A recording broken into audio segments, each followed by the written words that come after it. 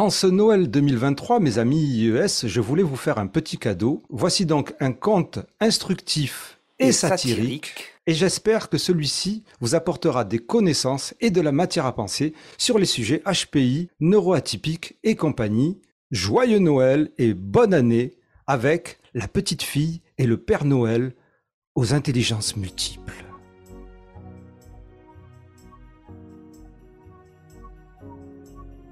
Il était une fois, dans un royaume lointain appelé Educatopia, un Père Noël psychologue du nom de Howard Gardner, que l'on appelait affectueusement le Père Gardner.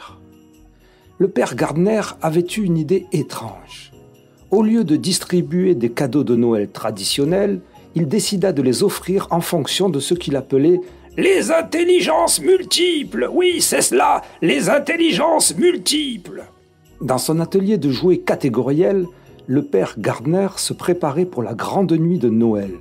Les jouets étaient répartis selon 10 différentes intelligences, toutes sorties de son chapeau magique. Il décida, sans preuve ni expérience d'aucune sorte, qu'il y aurait une intelligence linguistique, spatiale, logico-mathématique, interpersonnelle, intrapersonnelle, kinesthésique, musicale, naturaliste, existentielle et spirituelle, et que chacune de ces intelligences serait indépendante les unes des autres, sans aucun lien entre elles. Les grands sages scientifiques du royaume avaient trouvé, au contraire, après de longues années de recherche, d'études et d'expériences, que l'intelligence était plutôt un tout formé de différentes capacités, certes, mais interconnectées.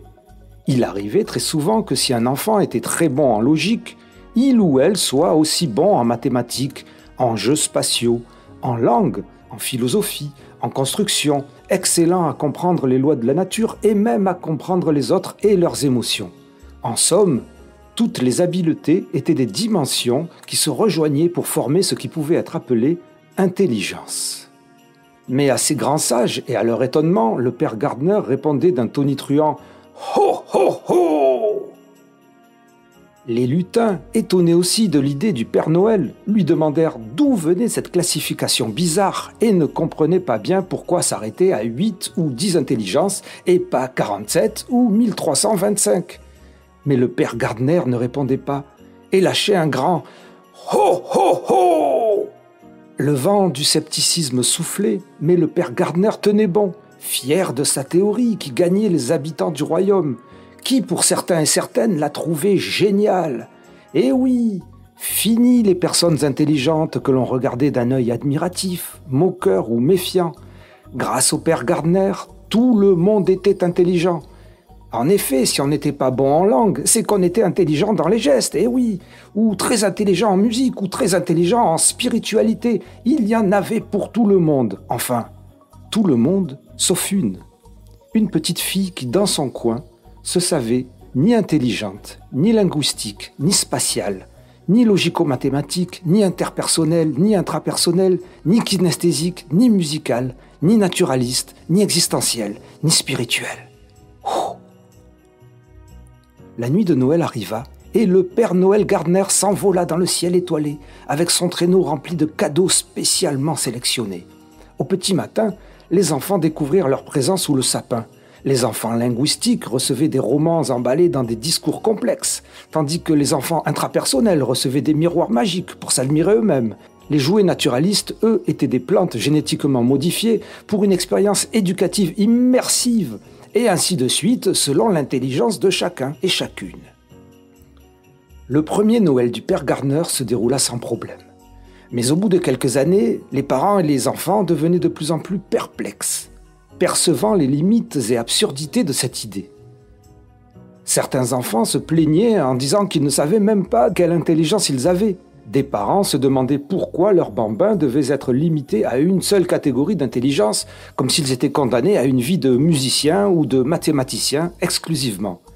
Et puis, chaque lendemain de Noël, les enfants, en jouant ensemble, réalisaient bien que leurs intelligences n'étaient pas aussi cloisonnées que le prétendait le Père Gardner.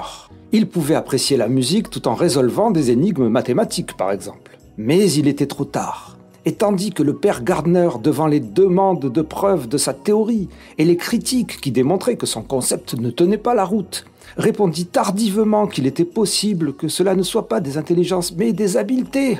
Ho, ho, ho! Beaucoup de professionnels de l'éducation, de l'enseignement, voire de la psychologie, avaient déjà adopté son concept, le considérant comme sexy et simple à comprendre.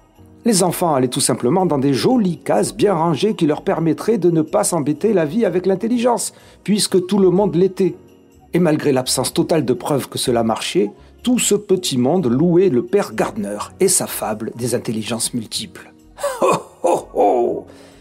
Mais alors, me direz-vous, et la petite fille? Un soir de Noël, le père Gardner l'entendit grogner dans son coin et lui demanda pourquoi elle n'était pas contente, tout en se demandant lui-même pourquoi il n'avait pas de cadeau pour elle. Alors la petite fille prit un marteau et tapa sèchement sur le pied du père Gardner qui réprimant un « Oh !» puis lui sauta au cou et lui arracha les poils de la barbe en proférant des insultes que la morale réprouve. Quand elle eut fini, le père Gardner, haletant et bien déplumé, la regarda fixement et lui dit « Ho, ho, ho, j'ai trouvé! Tu as l'intelligence des insultes et des coups de marteau. Eh oui, ma petite fille, j'ai enfin ma 11e intelligence. C'est les lutins qui vont être contents. Ho, ho, ho! Joyeux Noël, ma petite, et bonne année! Ho, ho, ho! »